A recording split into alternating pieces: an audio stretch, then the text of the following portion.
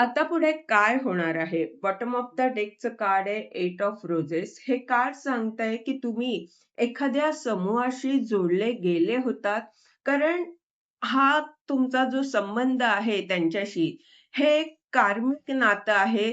पूर्वजन्माशी संबंधित असं नातं आहे आणि तिथून काही कारणामुळे तुम्ही दूर निघून आलात त्यांना सोडून.